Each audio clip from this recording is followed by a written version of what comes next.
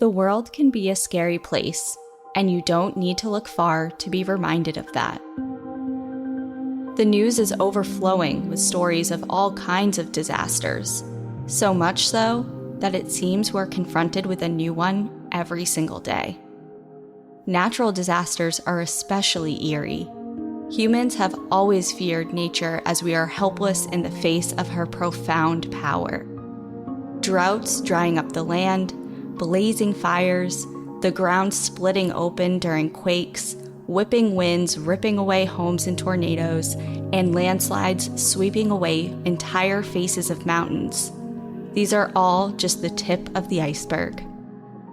While we have spent thousands of years finding ways to understand weather patterns in an attempt to predict the unpredictable, it's abundantly clear we are no match in the ring pitted against the elements. The ancient Greeks believed that there were 4 elements that everything was made up of: earth, water, air, and fire. Not surprisingly, all 4 of these things we need to survive. They may be essential to our survival, but as history has proven, repeatedly, they serve as our lifeline, but also, potentially, as our demise. Welcome to National Park After Dark.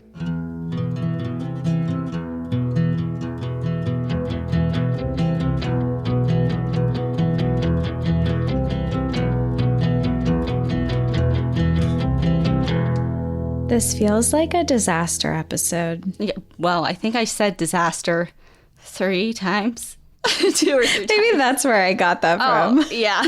I'm glad you were paying attention. Maybe those small little hints contributed to it. We are doing a disaster episode, and it's a gnarly one, and it's one that I have never, ever heard of before. Where are we going? So we're going to be going to Southern California for this, and it's all centered around LA, pretty much. So that's why I'm super surprised that I've just never, ever heard of it in such a place that is so, everyone knows everything about LA, I feel like. Yeah, LA is a pretty big place to be. Yeah. So I kind of got inspiration, I guess if you could say that, inspiration for this story a while ago. I know I've talked about her before. Her name's Caitlin Doughty.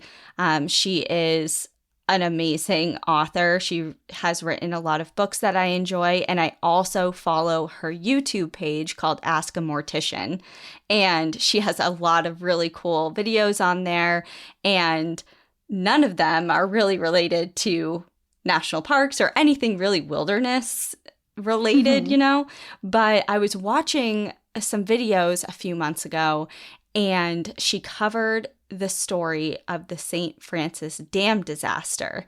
And I was just so intrigued by it that I wrote it down because I'm like, there has to be some sort of memorial or I don't know how I can tie this into the show, but I just kind of put it off to the side.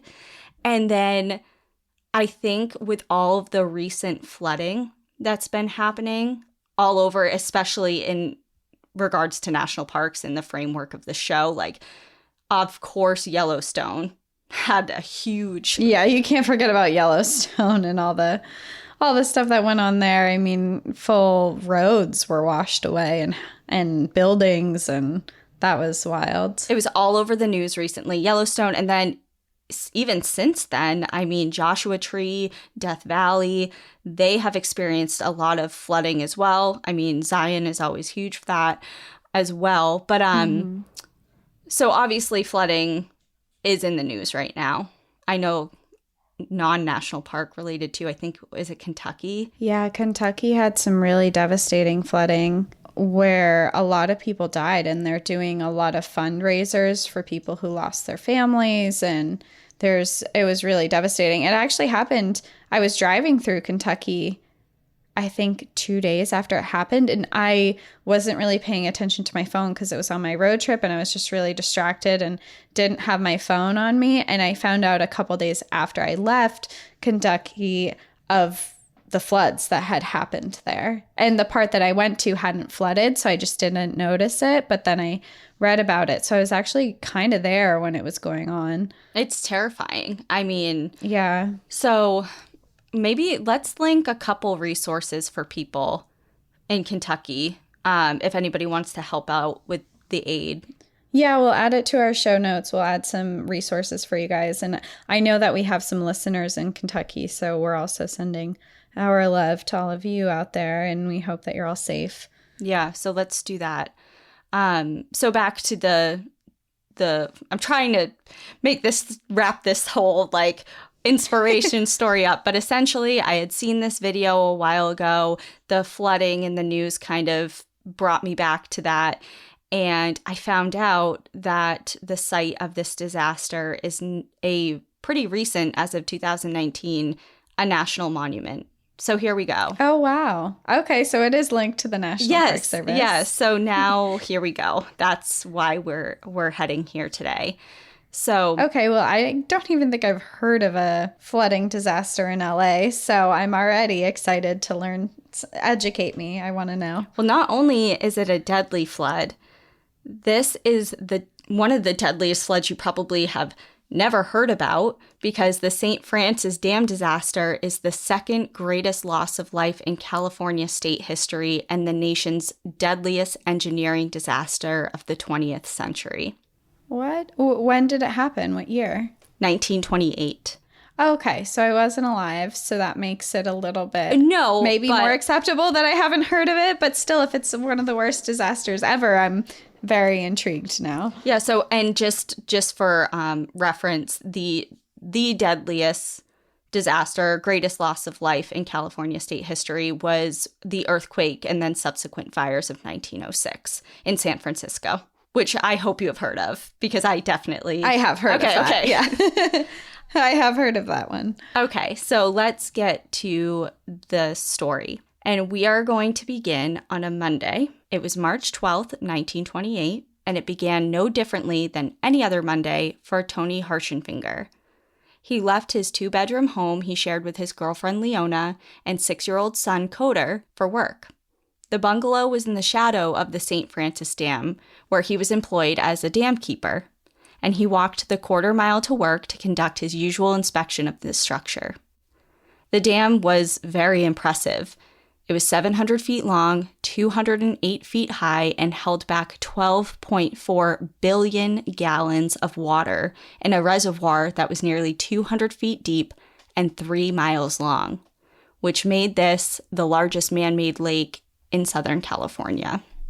The face of the dam had 5 round drainage outlets which could be opened or closed to release water from the reservoir, but today there were dark streaks left in the wake of water running down the dam from the top. Although not concerning in its own right, it showed that the wind was splashing water over the top of the dam and sent it cascading down the face. This spillage meant that the reservoir was only inches below its maximum capacity. Continuing his inspection, Tony noticed something far more alarming. Against the western abutment of the dam, which is where the dam presses against the canyon wall, he noticed more water, but this time it was running muddy. To be clear, cracks and leaks have been documented in this dam before, but not all of them were deemed concerning. The St. Francis Dam was made of concrete, and cracks formed due to the shrinkage of concrete due to different temperature variations. Some of these cracks develop internally, and some are external. And the St. Francis Dam had seen some of its own in the past. Again, like I said, they can be normal. And they were all investigated and deemed not structurally significant, and they were to be expected within tolerance for the dam.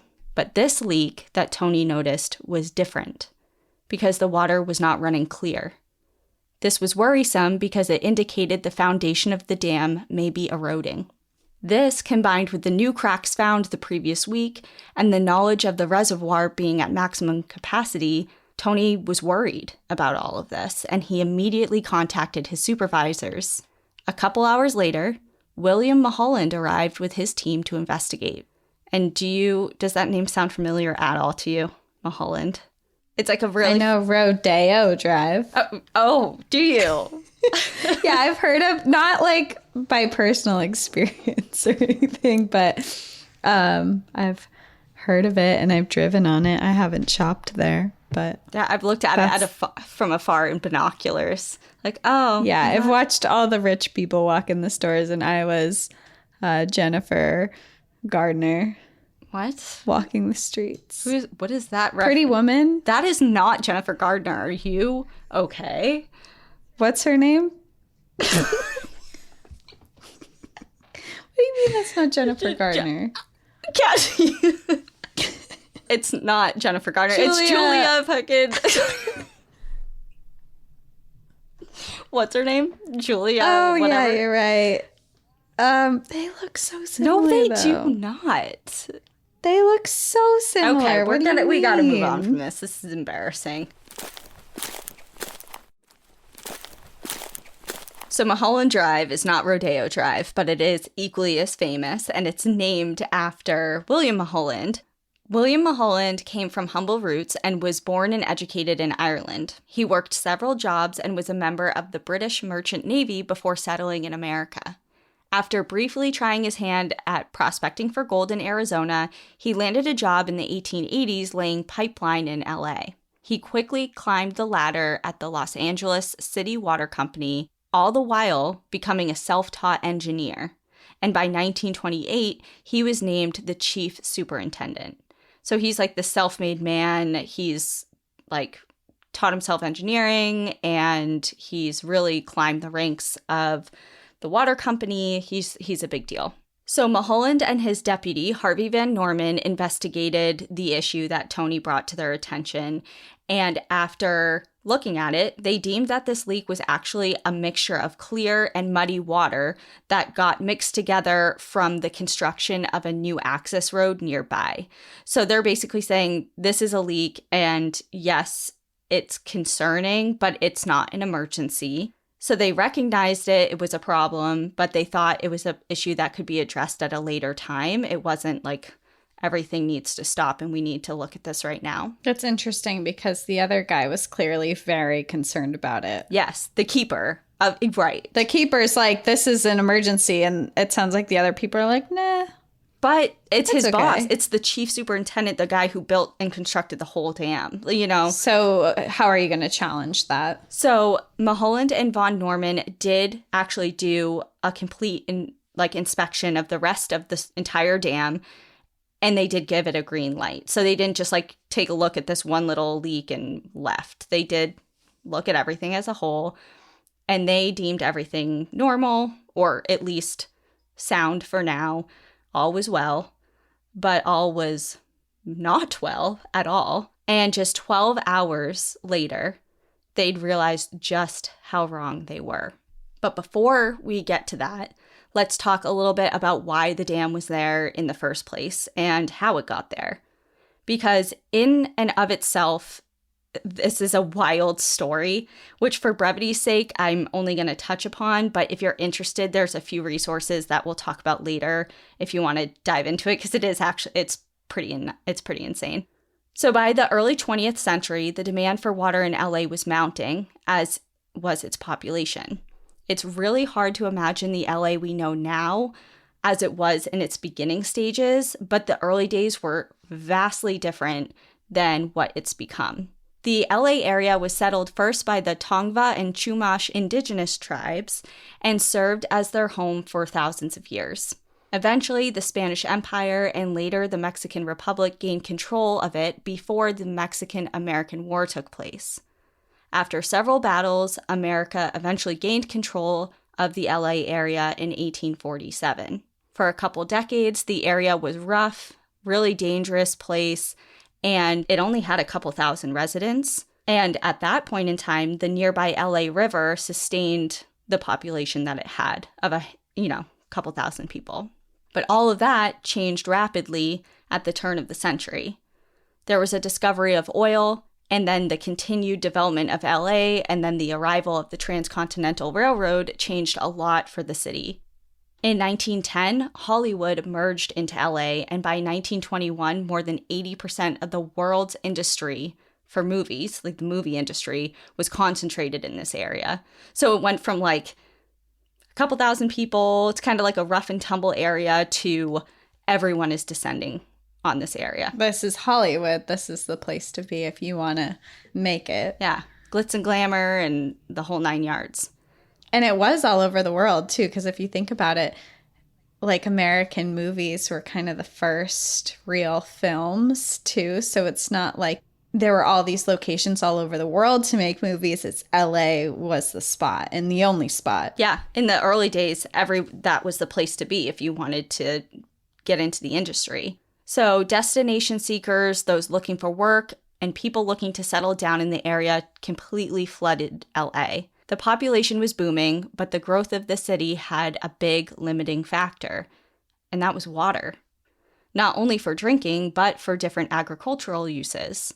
The area had a semi-arid climate with a lot of inconsistent rainfall.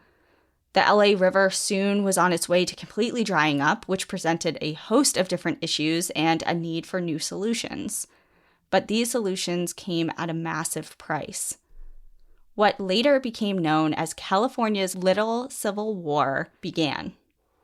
Again, this goes so deep. I mean, someone could create an entire podcast dedicated to the water wars of California and it is really fascinating, but again, an abridged version. Basically, it's like someone could create that, not us. Me. Definitely not me. But if someone is inspired right now, we'd love to hear more about it. Yes. I was telling Cassie, I'm like, yeah, I'll be done by tonight. We can definitely record tonight. And Cassie was texting me. She's like, hello? I'm like, I'm sorry. Hello. I'm going off the deep end with this. So yeah, I condensed it for everyone who's not fascinated by this water dispute situation. But essentially, Mulholland teamed up with a guy named Frederick Eaton. They had originally worked together in the Los Angeles Water Company, but Eaton was later elected as mayor of LA. So they kind of joined forces. You know, Eaton was the mayor of LA and Mulholland was the superintendent of the city's water company. So this gave them big power. And depending on who you ask, they probably abused this power a little bit. So they were searching for a water source for LA. The LA River was out. They needed a new solution, and they found it. 224 miles to the north in a place called Owens Valley, just north of Kings Canyon National Park. Owens River flowed into this valley and provided drinking water and irrigation to the hundreds of ranchers in this area. The large amount of runoff from the Sierra Nevadas in the valley was exactly what Mulholland and Eaton needed, so they took it, essentially. Through a variety of shisty, underhanded, shady moves, they essentially went into the valley under false pretenses, basically under guise that, they were too ranchers, and they bought up tons of land and water rights for way less than they were worth. So while Eaton was buying up all this land, and he was doing some political maneuverings, being mayor and having a lot of sway. And lying. And being dishonest. He also essentially blocked the Bureau of Reclamation, which is the federal agency in charge of water resource management, from building water infrastructure for the residents of Owens Valley. So essentially, this cut them off from their own water supply, the people up in Owens Valley. How can you legally do that? There was a lot. I wouldn't say there was a lot, because there was a significant lack of regulations in place. And again, he was in a place of great power. He knew all the different political loopholes and things like that at the time to get this done. So he's just going to cut off water to an entire group of people? Mm-hmm. So while Eaton was doing all of this, Mulholland was doing some good old public misleading. So on one hand, he was telling the residents of Owens Valley that LA was coming in and getting some of their water rights, but they were only going to use the unused flows. They were just using some of their water. Don't worry, we're just using part of it. And then simultaneously, he was telling the people of LA that he was basically vastly understating the amount of water that they had available in LA. So he's kind of like inciting some panic to the city of LA, like, look, we really need this. Like, this is really important. Our water levels are super low. That's why we have to go to Owens Valley. So people are like, yeah, well, duh. So they thought they were in a drought. I mean, and they were going to run out of water. Like, based on their population growth, the rate in which it was used, the inconsistent rainfall, they were going to run out of water. So it's kind of true that they did need it. But he just kind of, he inflated it a little bit. And he was trying to stir up some, basically he was trying to get backing from the public of LA.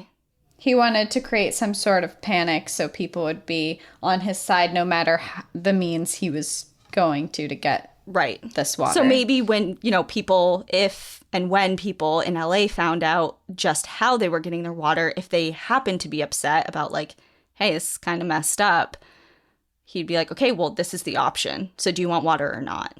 Type of thing. And people would be like, okay, well, yeah, I need water. Mm-hmm. So by 1907, the aqueduct, which is a system of different ditches and tunnels and pipes that would carry the water from Owens Valley down to LA, was under construction. And by 1913, water was flowing from the valley down into the San Fernando Valley. But it didn't take long for the residents of Owens Valley to catch up on these shady dealings. And they were realizing that their water and subsequently their livelihoods were essentially being stolen. This is a huge farming and ranching community. They can't make money. They can't survive without crops and livestock and water. Well, everyone needs water. Right. And water. How do you just be like, sorry, we're going to take all of your water. Good luck. Mm-hmm. So they were not happy at all. And as time went on, more and more water was being diverted from the valley because at first, remember, he was like, oh, we're just taking a little. And it wasn't like the aqueducts opened and they drained everything at once. This was kind of like a slow but steady process that eventually ramped up a little bit. But essentially, the people of Owens Valley caught on and they were pissed. Their farms and their towns were withering. And what ended up happening was this little California Civil War. So farmers and landowners banded together and full-on sabotaged this entire project. Intense and violent acts began, including blowing up parts of the aqueduct with dynamite. They would stage protests. They'd cut off the water supply entirely by opening the valves and just letting it literally spill out into the desert.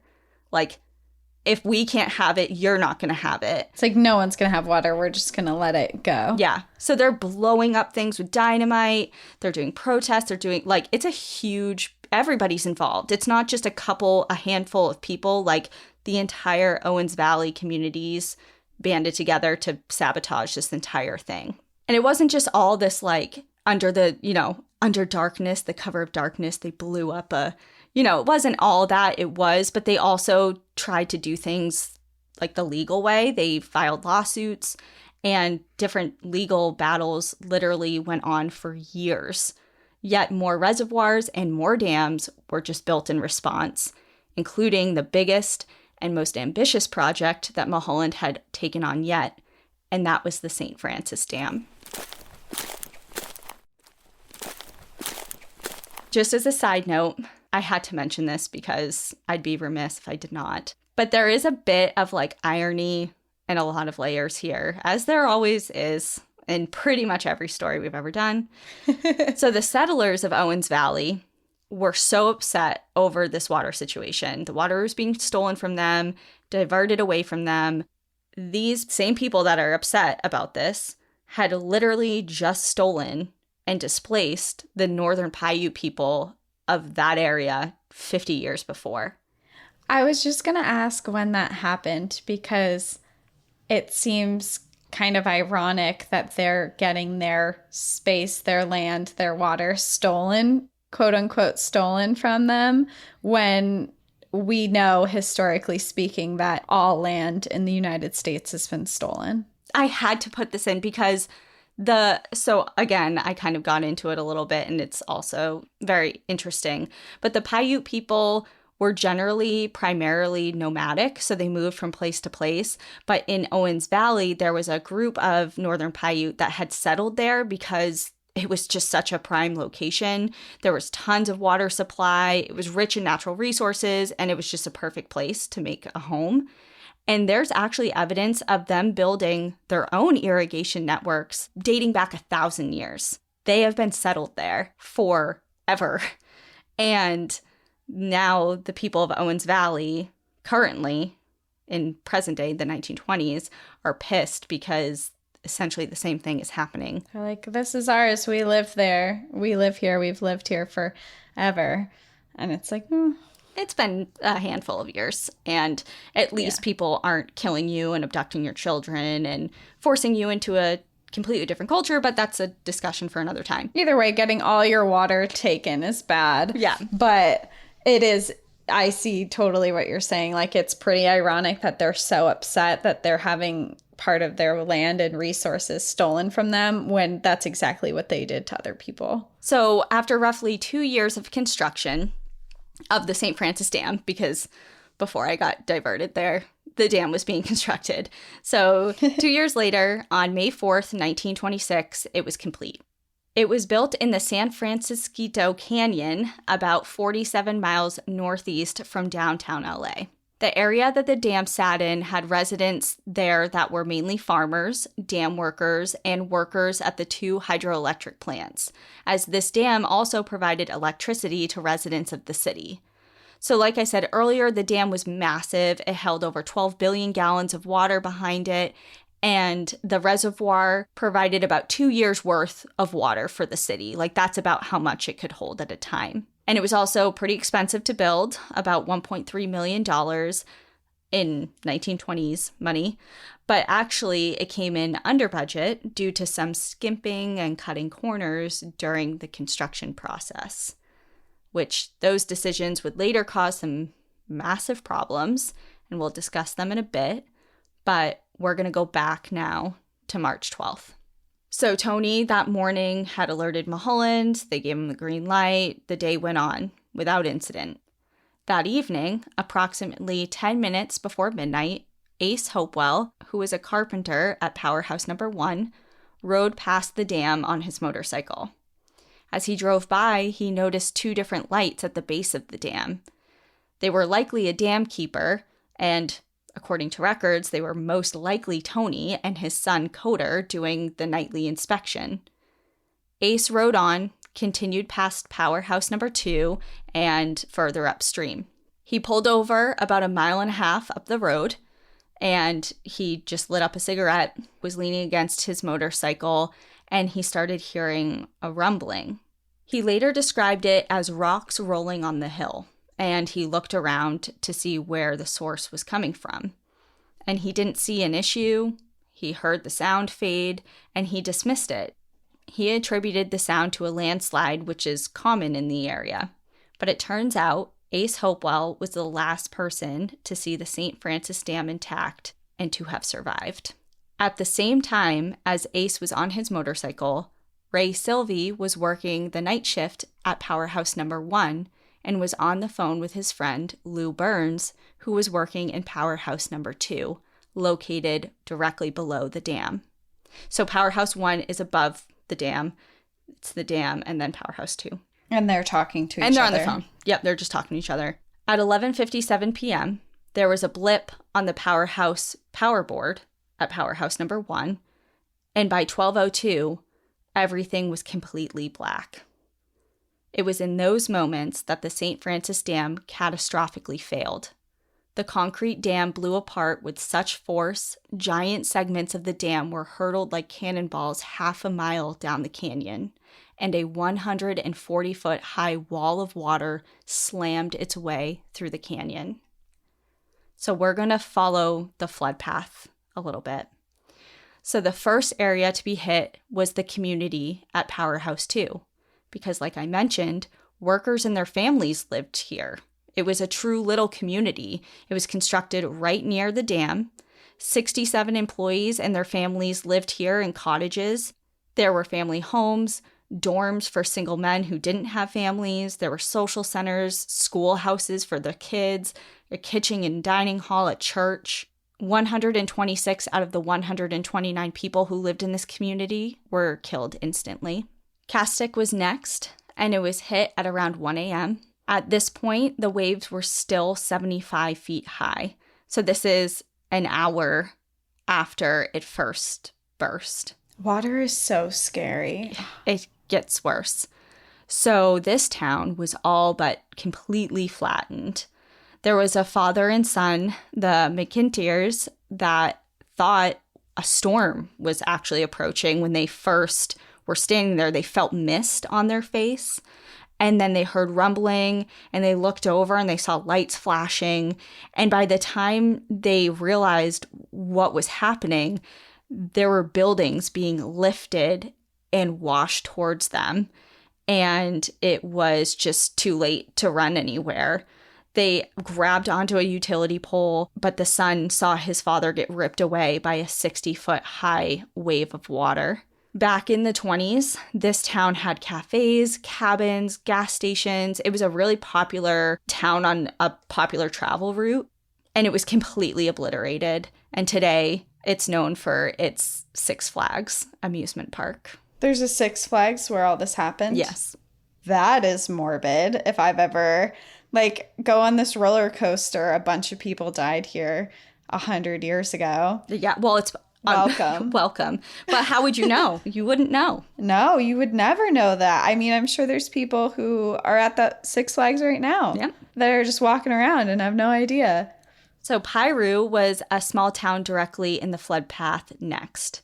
The water hit the train tracks here so hard that they were ripped out of the ground and twisted like a DNA helix. Some were ripped out and swept away so forcefully they were placed back over completely different areas of roadways miles away.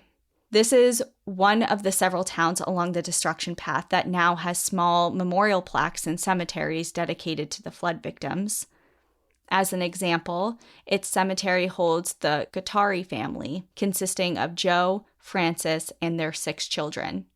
Francis, the wife, and 5 of their children were swept away almost immediately.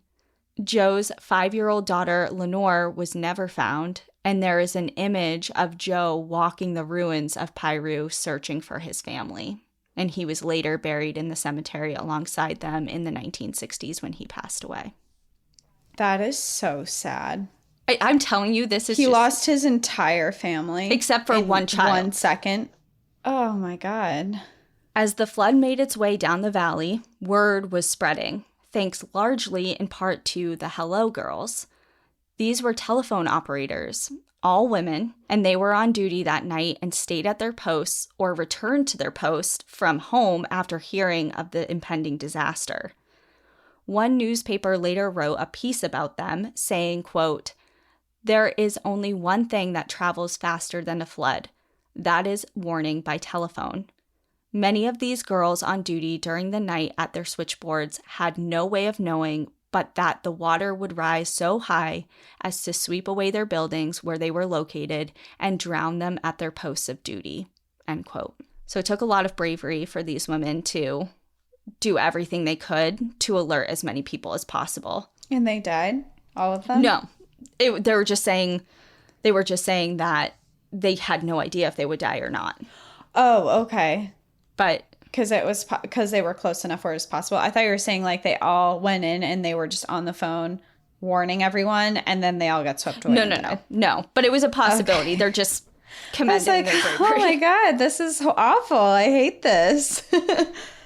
Santa Paula was the largest community on this flood path, with about 7,000 residents. The area was known for its citrus orchards, and at one point, it actually had the largest acreage of citrus groves in the entire world. These citrus groves used a lot of foreign labor, comprised primarily by Mexican workers. This was the 1920s, and this town, amongst many others, was extremely racially divided. Many of the groves provided workers with housing on site or near the packing plants, but this housing was rustic at the very best. There was no indoor plumbing, no telephones, no electricity.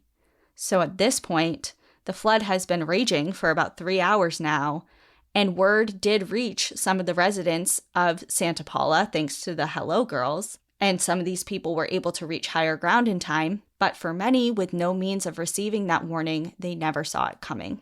The housing was also in an area of the town that had no natural barriers, which meant that the water hit with no impediment at all.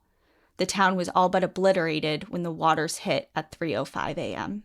Oh, so everyone was sleeping in their bed that didn't know. Yeah, and it was a lot of immigrant workers that didn't have access to communication devices, and no one warned them. This is just awful. The floodwaters spilled out into the Pacific Ocean between Oxnard and Ventura at 5:30 a.m.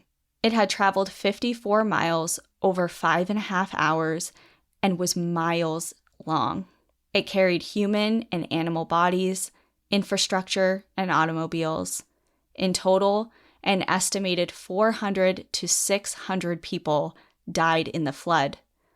But true numbers will never be known, as many of the deceased were undocumented workers. It's crazy to me how powerful water is. Just you describing that, it traveled for 54 miles, and it's not like, it sounds like it didn't slow down and was something that slowly crept up. It sounds like for this 54 miles, there were just massive waves, incredible strength of water that was just pummeling these structures and just ripping everything away. Yeah. And a lot of it not only was just the sheer amount of water, I mean, over 12 billion gallons of water, but it was also like the way that the aqueducts and the dam was constructed, it was gravity based. So this isn't a flat area. There's gravity associated with this. So there's like a downward angle. I mean, it's not significant. It's not a like canyon that's just straight up and down, but it is a canyon. It's essentially a funnel, and it has a downward angle, and it's all leading out into the ocean. So it's just this huge path of destruction for miles and miles. And of course, it did slow down a little bit from when it first burst, but not enough at all. Also, many of the bodies were never recovered, such as Tony's, and many were likely swept out to sea, never obviously to be seen again. One person's remains were found on a far distant beach, and he had been picked up by the flood initially 65 miles away. So people's remains can be anywhere. And others were found as far away as San Diego. So this is just a lot of power. I feel so stupid being like, this is powerful, but it is. I mean, to drive from LA to San Diego, it's over 3 hours, especially with traffic. So to think that water can carry you that far with that much force, it's when you say like there's 2 billion gallons of water, it's hard to picture. 12 billion. Oh my God. So it's hard to picture that much water. But when you put it into perspective of this water carried from around the LA area all the way to San Diego, it's like, oh, wow, this is really I mean, of course it's a disaster, but it's just the magnitude of it. It's staggering. It's put into perspective. It really is staggering. So as the waters receded, eventually, like they all dumped out, the whole reservoir emptied, rescue and recovery workers descended on the valley immediately.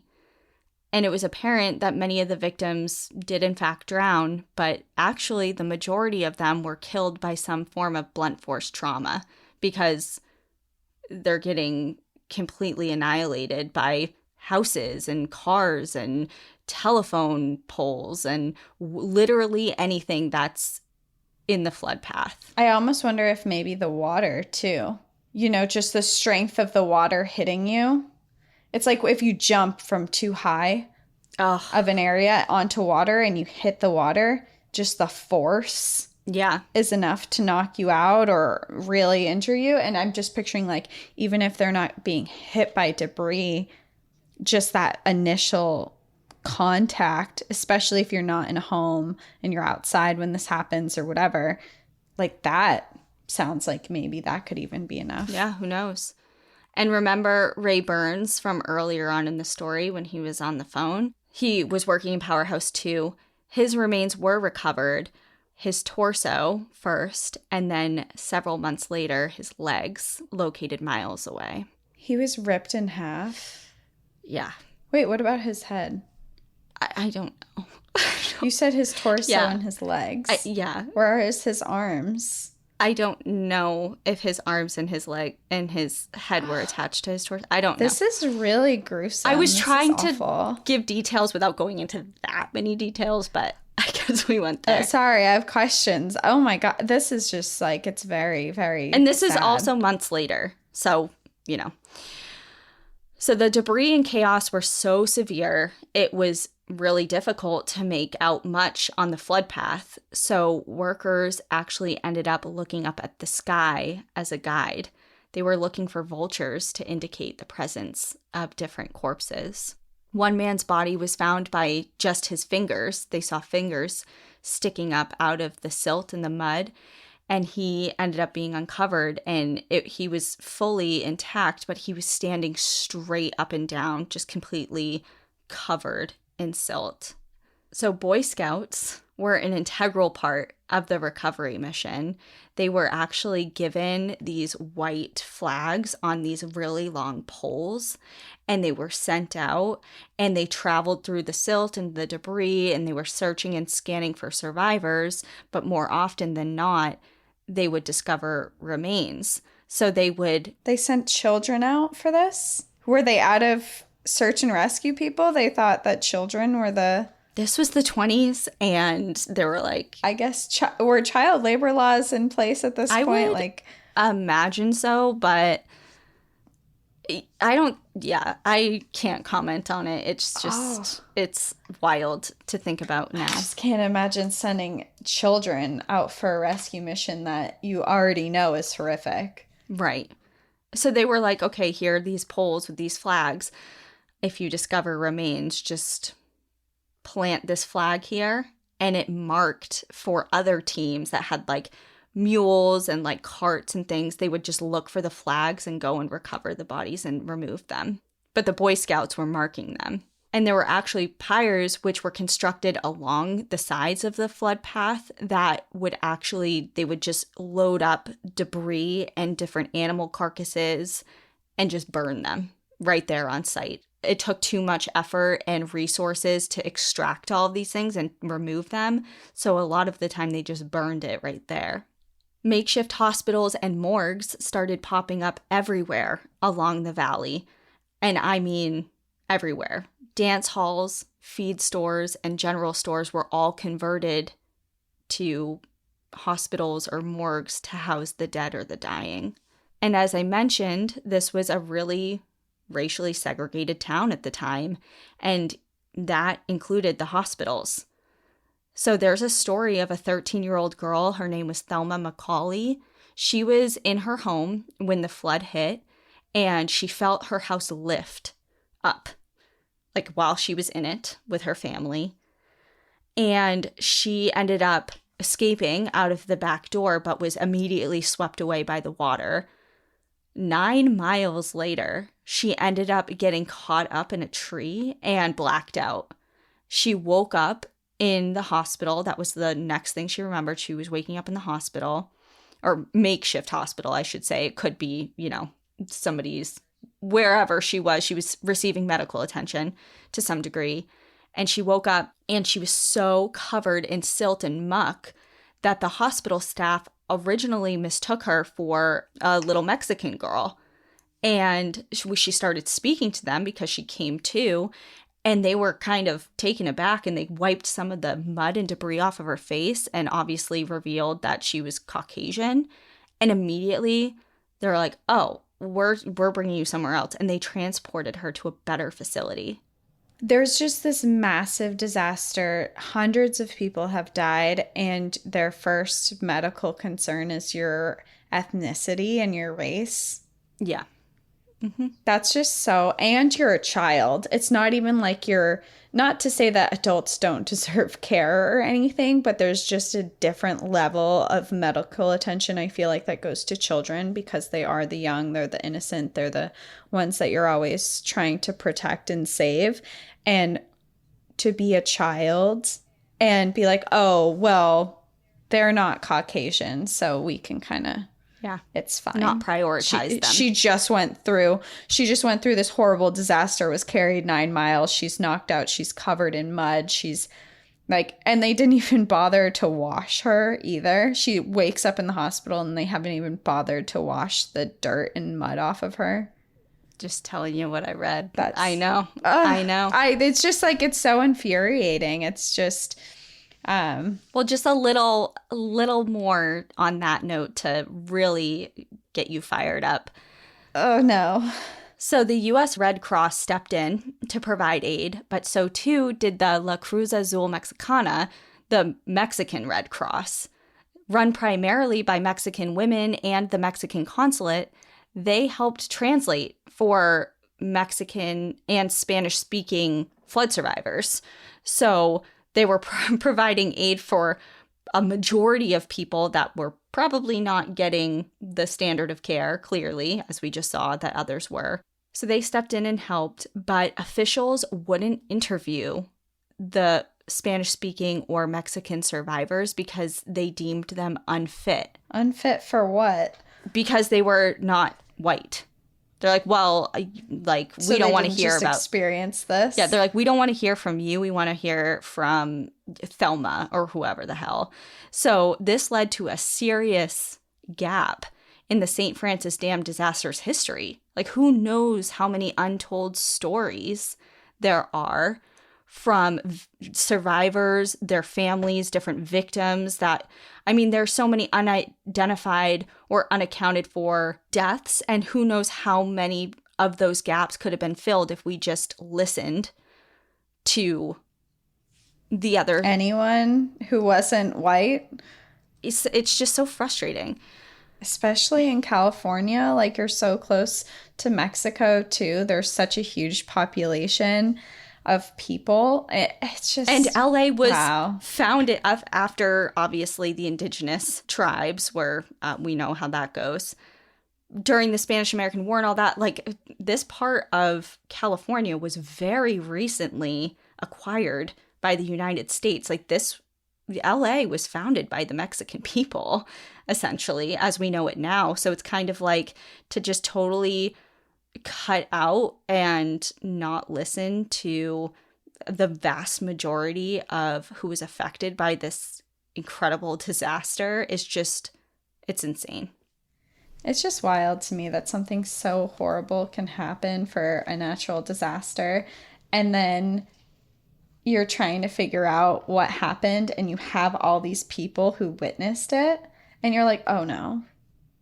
And I feel like maybe part of it was because maybe there was a language barrier that no one was willing to speak with translators to like get through, because it was like, I picture it being an inconvenience, you know, like you don't speak Spanish, so you're not gonna talk to someone, and you know, I just feel like it was probably there. There's translators. That's there. what I feel like. I feel like people are like, oh no, like we can't talk to them. We don't even speak the same language. And it's like more of like a lazy like excuse fueled by hate. But the other thing is they didn't even need an excuse because it was just the way it was then. It was just racially segregated. I mean, there was a huge chapter of the KKK in this area. It's just, yeah. And I don't want to, we could get off. I feel like I could go off on this forever because there's still like a lot of racially fueled things in medical care today. So to say like, I can't believe this happened, like I can't. But then you go into some practices that are still going on today that are just, it's just so scary and it's so sad. There's still, echoes of the issue, however many years later. Oh yeah, I won't get super into this, but not to get like super into this, but I've had kidney disease my whole life. I've had 2 kidney transplants. when you do your blood work, it shows all of your blood work. And at the very bottom, it says your GFR, which is essentially your kidney function. And it says if your GFR is this number and you're African American, you're actually not as sick, which is really complicated because I could have the same levels as someone who's African American and be eligible for a kidney transplant, but they have to get sicker before they're eligible. And it's this huge problem in medical. That's just like one example that I've like physically seen myself. And it's just like, it always really bothered me. And I remember looking it up, and it was based on this horrible science of saying that African American people are like stronger, they have tougher skin, they have tougher blood, like whatever it is, which has no scientific basis at all. It's still happening today. How is that still taken as it's 2022? Like, if this study was done in whatever fucking year that was, clearly there has to be. It's a fight that's still happening today. I'm so taken aback by this. I had no idea. God, and now I have to tell the rest of the story about the dam disaster? Like, I don't want to do that. I'm caught up on this now. I mean, they're both really bad. I know, it's like, all right, let's dive into this. It's like, now. oh yeah, I was telling a completely different story. Sorry to like throw you off. No, it's just like when you're talking about the racial stuff and medical care, I'm like, this is so prevalent even today, 100 years later. Wow. Yeah. Okay. Well, thank you for interjecting, because it's something I certainly didn't know about, and nor would I have ever guessed was even an issue. Like, if someone said that was a problem and told me to guess the year, I would probably place it somewhere around the early 1900s. And yeah, you're like, oh yeah, that happened a long time ago when people were a lot more fucked up than they are today. Well, and it's like, well, actually.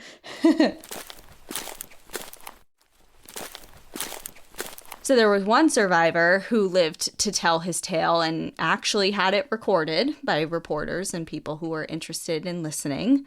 Of course, he was white, but he had his story taken down, and he had said he was in a car when the flood waters reached him.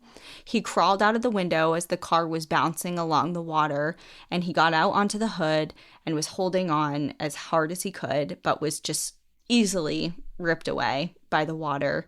And he recalled being tossed around like a complete rag doll. The waves were thick with mud and debris.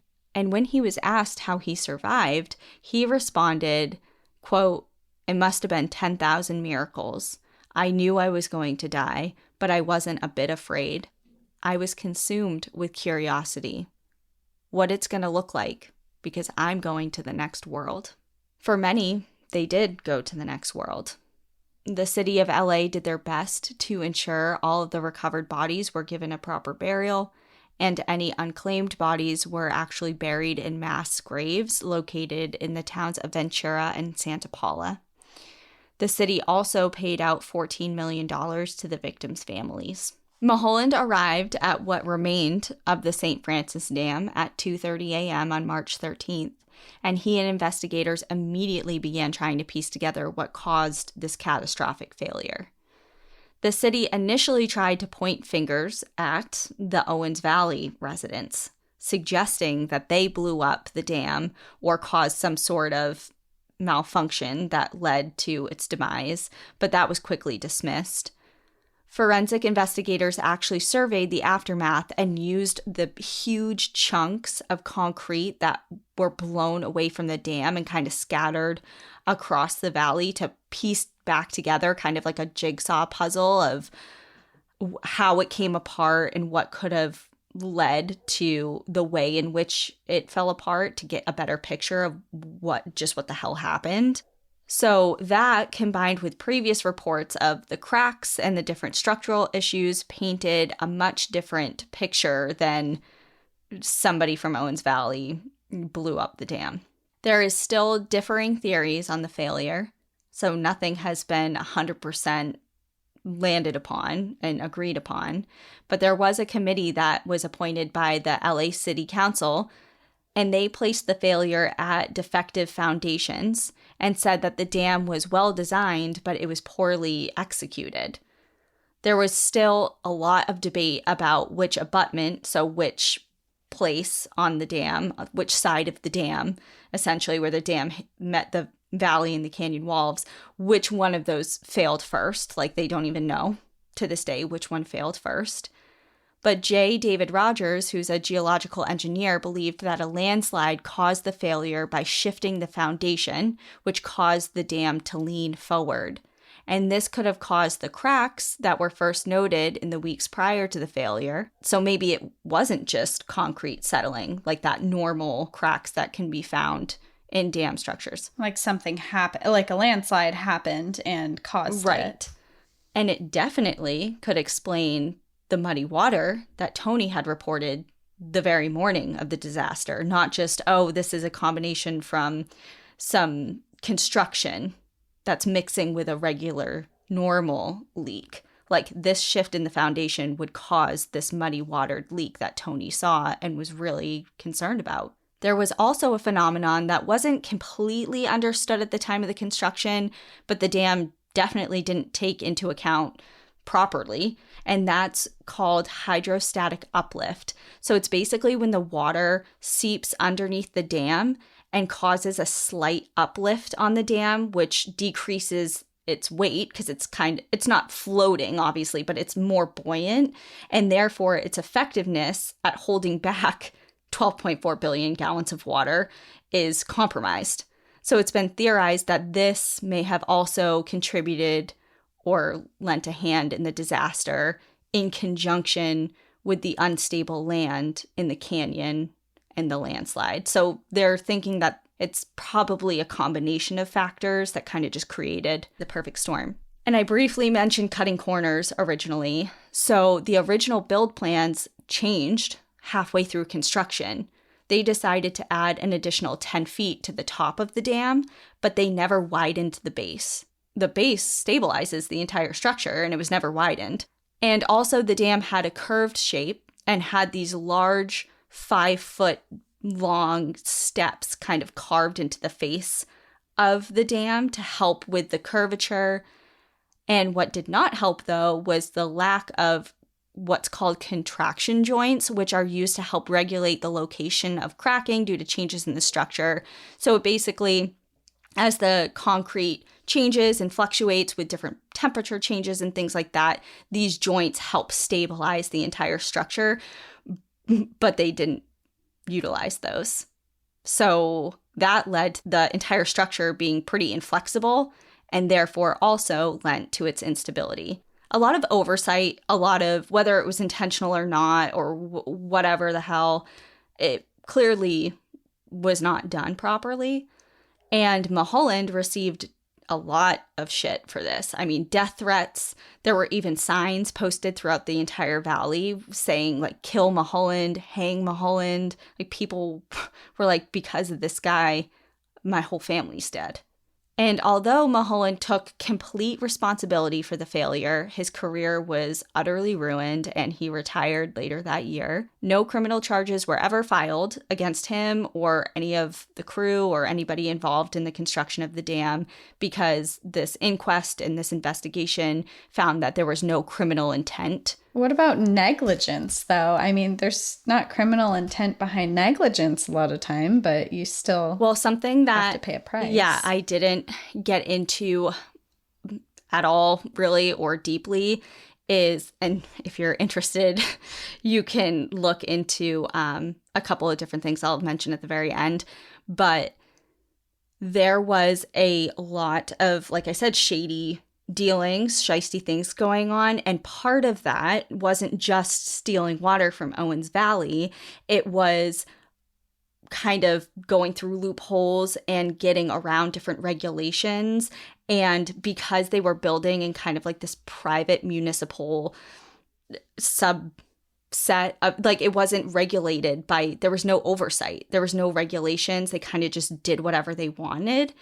And yeah, like, it wasn't just like somebody was like, I'm going to build a dam. Like, they did have experience. They just didn't do it. There was no federal oversight that they had to comply with. So there was not a lot of strict safety regulations or building codes or things like that at the time that they had to answer to. And that's kind of how they came in under budget, under, their deadline. They kind of just like really got this together, probably because they didn't have to check all the boxes and report to people and all of that. So I will say the disaster was obviously horrific, but because of all this and all of the, getting around different safety measures and not adequately, widening the base when they changed plans and things like that, it did eventually lead to stricter regulations, including the California Dam Safety Act. So there was a little bit of... Something came out of it. Yep, something did come out of it. So, among other things, I mean, there's other things too, and I can't, can't get into it. But there's so many aspects to this story. Yeah, I'm really trying to just like give you a taste of each little thing. But so at this point, the St. Francis Dam is gone, except for one massive central piece of the dam, and it was nicknamed the Tombstone. It became a morbid tourist attraction, and people came from all over the country to see the remains of the disaster and to collect different pieces of the dam to take home as like little souvenirs and things. And this tombstone, I mean, it's giant. If you look up like St. Francis Dam tombstone, it's like this giant central piece of the dam that's just still standing straight up and down. And it still has... It's still there today? No. This is 1929, 29. Okay. So it still had those like big steps and everything. Like it was this huge piece of the dam, and people were going there, climbing all over it, taking pictures of it, doing all, it was just this big tourist attraction. Oh yeah, I just looked up a photo of it, and it's huge. It's huge. And one day, one of these people going to explore it, essentially, he was 18 years old. He was climbing up on it, and he fell. And he didn't die right away. He was transported to the hospital, but he did eventually pass away in the hospital due to that fall. So the city of LA was like, that we can't have this anymore. Like, it's already claimed hundreds and hundreds of lives, and now people are still losing their life. So they basically blew it up with dynamite, and it's completely obliterated. So it's no longer there. The last confirmed victim of the flood was found in the 1950s, and the last suspected victim of the flood was found in 1994. Remains of people that are thought to have died in this flood are still being found in the area. Well, up until 1994, but who knows? Wow. I mean, I was alive in 1994, so that's just, wow. Well, and if you think about it, just like how deep the layers of silt were, and just like, it's not hard to imagine that there is so much still buried in the valley, and who knows, what's and the fact that it goes on for miles. You don't have a small... 54 miles. Yeah. So the San Francisco, that's hard to say, the San Francisco Canyon today is very different from what was left in the immediate aftermath of the flood. There are coyotes, cougars, black bears, cottontail rabbits, rattlesnakes, lizards, those are just some of the fauna species that are living amongst the flora, like sagebrush, cottonwood, and sycamores. You can actually hike to the site of the ruins of the St. Francis Dam, which as of right now is not very well marked. Like, you can't just look it up on All Trails and go. The road that led to the area was closed several years ago due to storm damage, but the old San Francisco Canyon Road is accessible to pedestrians and bicyclists. The trek is about 1.6 miles each way, and there have been memorial and informational boards placed throughout the area. Scattered throughout the canyon are still giant chunks of the concrete dam, and you can easily visualize the path of destruction that billions of gallons of water traveled in 1928. The St. Francis Dam National Memorial Foundation, which is a nonprofit, was established the same year as the national monument, which, like I mentioned earlier, was in 2019. And right now, the Memorial Foundation is currently raising funds to build and maintain a visitor center and to construct a memorial wall that will have all of the known victims' names inscribed in it. And if you want to learn more about the dam, all the water wars, all the underhanded and shady behavior, there is a book called Flood Path, and there's also a book called Cadillac Desert. And those are my recommendations for books regarding the subjects. And there's also, I didn't watch it, just a forewarning. So I'm not going to recommend it because I don't know if it's good. But there is. But it exists. But it exists. And there is it's fictional, but it's loosely based on the California water disputes. And it stars Jack Nicholson. It's from the 1970s. Oh, interesting. Yeah, it's called Chinatown, if anybody is interested in that. If you want to like learn a little bit about it, but also don't want to be inundated with like however long this just was, an hour and a half or whatever of facts and things like that. If you just want to hear kind of about it and also be wrapped up in a fictional, more lighter-hearted story, there's that, if you want to watch that. And that's it. That's the St. Francis Dam disaster of 1928. Wow. Well, I'm glad you did this because I had never heard of it before, which is wild because it's such a horrific and huge incident. But I feel like I learned a lot of history today, which is some of my favorite episodes that we do, is learning about this crazy history that has happened. So I'm excited that you picked this story. And it's also just very, water wars in California and in other places, especially in the Western United States, water is everything, obviously. And it's an issue that we're going to see a lot of disputes over forever, I think. So to learn... Especially with the West drying up, too. So to learn a little bit about kind of what has been done in the past and maybe what we could be looking at in the future, it's good to know this stuff. And, you look at LA and it's like, to think of it as this little, like, dusty, small kind of like town that no one really cared about, to all of a sudden what it is now. Which is not a small town. You never look at it and be like, okay, well, geographically, how is this happening? Because there's no water here. Where is it coming from? You never think about it. And to be fair, I actually don't know where the water comes from right now. Where is the water coming from? I don't know. I didn't have the mental capacity to look into that. I'm just telling you. It's like I just realized that I might want to know this. I actually don't know. But it's coming from somewhere, and hopefully it's not being stolen from other people. And Owens Valley today, actually, in the aftermath of this entire thing, it completely dried up. It was a complete wasteland. And so many of the community just went bankrupt, had to move away. Like they completely had their community ruined. I can imagine. I mean, if you can't have water, then you can't live there. But yeah, that's sad. So that's all I know about dams and water for now.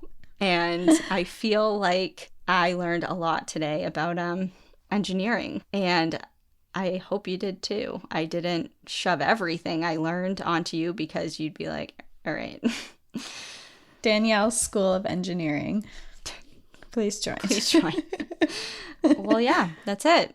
And I hope that everyone, maybe now, it's a trivia. It's like a bar trivia thing now. It's like, what is the second greatest loss of life in California state history? You'll know. Now you're going to know. You'll know. Well, all right. Well, on that note, we gotta let you all go. We're like, okay, please shut the fuck up. Okay. Like, I'm pegging you to fucking stop. Okay. We'll see you next time. In the meantime, enjoy the view. But watch your back. Thank you for joining us again this week. If you have a trail tale you'd like to share, send us an email at npadstories@gmail.com. Follow us on Instagram and Facebook at National Park After Dark and on Twitter at NPAD Podcast. Become an outsider by joining our Patreon, where you'll gain access to monthly bonus stories and exclusive content. And remember, when you support our partners, you're supporting our show. To access our special discount codes along with source information from today's episode, check out the show notes. For information on the show, to shop our merch store, sign up for our newsletter, and more, visit npadpodcast.com. And if you're enjoying the show, please rate, review, and subscribe wherever you listen to podcasts.